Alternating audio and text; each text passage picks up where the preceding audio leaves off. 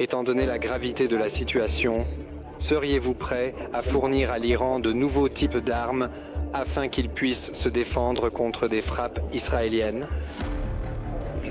Je parle également de l'énergie nucléaire à des fins pacifiques et de l'utilisation pacifique de l'énergie nucléaire dans d'autres domaines.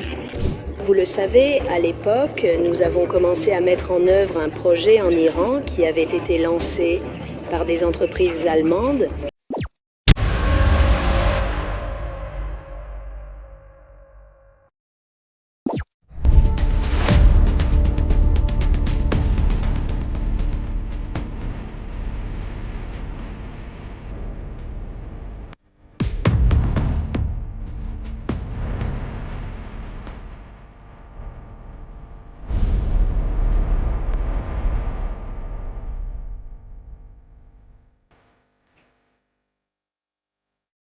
Les Américains ont toujours des justifications. Ils ont toujours des campagnes de désinformation avant d'aller attaquer un pays. Les partisans ne veulent pas voir l'Iran posséder une arme nucléaire.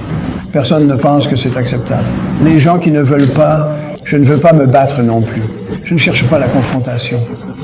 Mais s'il faut choisir entre se battre et les laisser avoir une arme nucléaire, il faut faire ce qu'il y a à faire. Bouillant, il s'élève sans broncher contre Donald Trump, suivant ce qu'il a à dire. Ne soumettra à personne face à l'imposition. Et bien sûr, les Américains, ceux qui connaissent la politique de cette région, savent que l'intervention de l'Amérique dans cette affaire est à 100% à leur détriment. Ce qu'ils subiront à cet égard sera bien plus important que ce que l'Iran pourrait subir. Les dommages que l'Amérique subira si elle intervient militairement dans ce domaine seront sans aucun doute irréparables.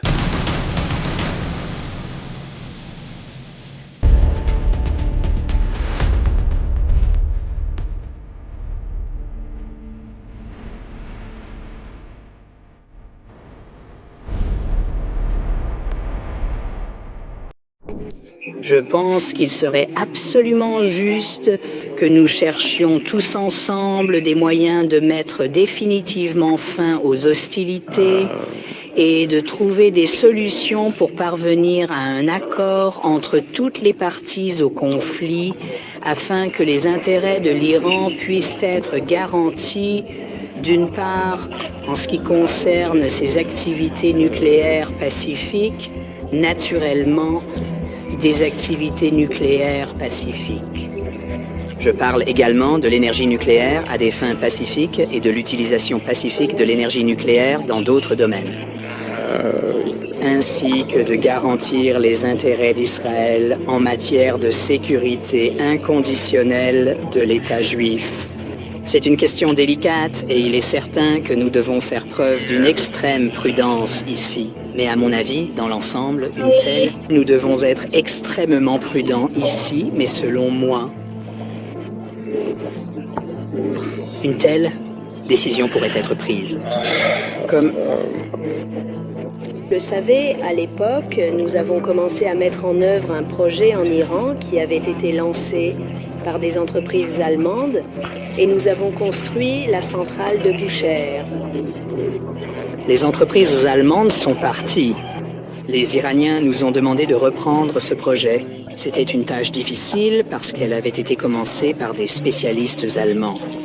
C'était leur conception et Rosatom a dû faire de gros efforts pour adapter le projet au design russe. Néanmoins, nous avons réussi et cette unité fonctionne avec succès. Nous avons signé un contrat pour construire 2 unités supplémentaires et ce travail est en cours. Nos experts sont sur le terrain. Nous parlons de plus de 200 personnes. Et nous nous sommes mis d'accord avec le chef du ministère des Affaires étrangères. Et nous nous sommes mis d'accord avec la direction israélienne pour que leur sécurité soit assurée. Globalement, je pense qu'étant donné les projets de l'Iran de continuer à développer son programme nucléaire pacifique, je parle de domaines comme l'agriculture, où cela s'applique, ainsi que la médecine, etc. Mais il ne s'agit pas seulement d'énergie nucléaire, mais aussi de l'énergie nucléaire elle-même. Avec l'Iran, puisque nous avons ce haut niveau de confiance entre nos pays, nous avons établi de très bonnes relations. Nous pouvons poursuivre cet effort et garantir leurs intérêts dans ce domaine. Je ne vais pas entrer dans les détails. Il y en a beaucoup Et tous ces détails ont été discutés par nous, aussi bien avec la partie israélienne qu'avec la partie américaine, et certains messages ont été envoyés à nos amis iraniens. Et globalement, les intérêts de l'Iran dans l'énergie nucléaire pacifique peuvent être assurés. En même temps, nous pourrions lever les inquiétudes d'Israël en ce qui concerne sa sécurité. À mon avis, de telles options existent.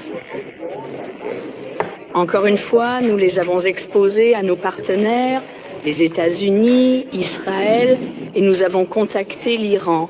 Nous n'imposons rien à personne. Nous expliquons simplement comment nous voyons une issue à la situation. Mais bien sûr, il appartient aux dirigeants politiques de tous ces pays de décider, principalement à l'Iran et à Israël. Vous avez signé un traité officiel de partenariat stratégique important avec l'Iran. Il ne comporte pas de clause de défense mutuelle, mais tout de même, étant donné la gravité de la situation, seriez-vous prêt à fournir à l'Iran de nouveaux types d'armes afin qu'il puisse se défendre contre des frappes israéliennes ? Vous savez, par le passé, nous avons proposé à nos amis iraniens de collaborer dans le domaine de la défense aérienne. Il est difficile d'avancer lorsqu'un partenaire ne manifeste pas d'intérêt. À l'époque, ils n'ont pas montré beaucoup d'intérêt et cela s'est arrêté là. Quant au traité que vous avez mentionné, le traité de partenariat stratégique, il ne comporte aucune disposition relative à la défense, premièrement. C'est le deuxième point, et troisièmement, nos amis iraniens ne nous le demandent pas, donc il n'y a rien à discuter. Si vous me permettez une clarification, si je ne me trompe pas, vous leur avez fourni des S-300 ainsi que des S-200 modifiés. Donc, la Russie a effectivement joué un certain rôle dans la protection de l'Iran. Non, c'est différent car notre proposition portait sur une collaboration autour d'un système complet, pas seulement sur la fourniture d'équipements. Oui, nous en avons discuté par le passé, mais la partie iranienne n'a pas manifesté beaucoup d'intérêt pour notre proposition. C'est une déposition de ténèbres. Oui, il y a bien eu des livraisons. Nous avons effectivement effectué ces livraisons. Cela n'a rien à voir avec la crise actuelle. Il s'agissait simplement d'une coopération régulière dans le domaine technico-militaire. C'était conforme au droit international. Nous n'avons rien enfreint. L'Iran ne nous a jamais demandé quoi que ce soit qui aille à l'encontre des normes internationales auxquelles la Russie avait souscrit. Nous sommes toujours restés dans les limites du droit international.